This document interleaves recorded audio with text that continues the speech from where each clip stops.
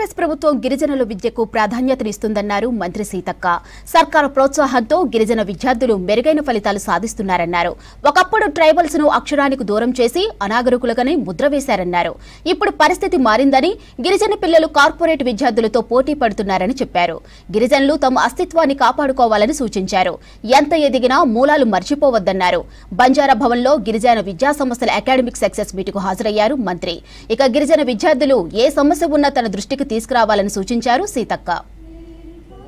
State తో పోటీ పడడంలో ప్రధాన భూమిక పోషించినటువంటి మరి ప్రిన్సిపాల్స్, వార్డర్స్, అక్కడ ఉన్నటువంటి స్టాఫ్, అదేవిధంగా ఐటీడీఏ, డీడీలు, ఏటీడబ్ల్యూఎస్, డిటిడబ్ల్యూఎస్, మరి ఇతర స్టాఫ్ అందరికీ కూడా పేరు పేరున కంగ్రాచులేషన్స్ తెలియజేస్తా ఉన్నాను. ఇది చాలా చాలా సంతోషం, చాలా గ్రేట్ అచీవ్మెంట్ గా నేను భావిస్తా ఉన్నాను.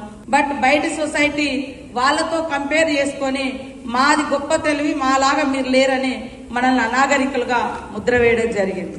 సో ఇప్పుడు మనకు అవకాశాలు ఇస్తే ఎలా గొప్ప వాళ్ళమని చెప్పుకునేటువంటి వాళ్ళతో పోటీ పడగలుగుతామో, మొన్న ఇంటర్లో స్టేట్ ఫస్ట్ ర్యాంకు ములుగొస్తే ఇంటర్ సెకండ్ ఇయర్ లో సెకండ్ ర్యాంక్ ఆసిఫాబాద్ వచ్చింది. 10th మరి పాసప్ పర్సంటేజ్ లో మన మహబూబాద్ జిల్లా వచ్చింది. అంటే ఈ 3 డిస్ట్రిక్ట్స్ కూడా ట్రైబల్ డిస్ట్రిక్ట్స్, ట్రైబల్ పాపులేషన్ ఎక్కువ ఉన్నటువంటి జిల్లాలు. అక్కడ మన ఆశ్రమ స్కూల్స్ కానీ, మన హాస్టల్స్ కానీ ఇవన్నీ కూడా ఎక్కువ ఉన్నాయి.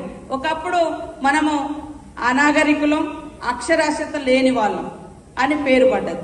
కానీ ఈరోజు రాను రాను అవకాశాలు అందిపుచ్చుకొని మరి స్పెషల్ ఫోకస్ మన గవర్నమెంట్ పెట్టడంతో ఐటీడీఏల యొక్క ఉపయోగం, ఐటీడీఏల ద్వారా, గురుకులాల ద్వారా, మరి అదే కాకుండా మొన్న సీఎం గారు కూడా స్పెషల్ గా ఈ యొక్క మన పిల్లలకు సరైనటువంటి పౌష్టికాహారం అందాలనే ఉద్దేశంతో ఆఫ్టర్ 7 years తర్వాత డైట్ ఛార్జెస్ పెంచడం, 16 years తర్వాత కాస్మెటిక్ ఛార్జెస్ పెంచడం, ఇవన్నీ కూడా కొంత మనకు మరి తిండి విషయంలో కానీ మరి ఇతరత్ర విషయాల్లో కానీ సపోర్ట్ చేయడం కూడా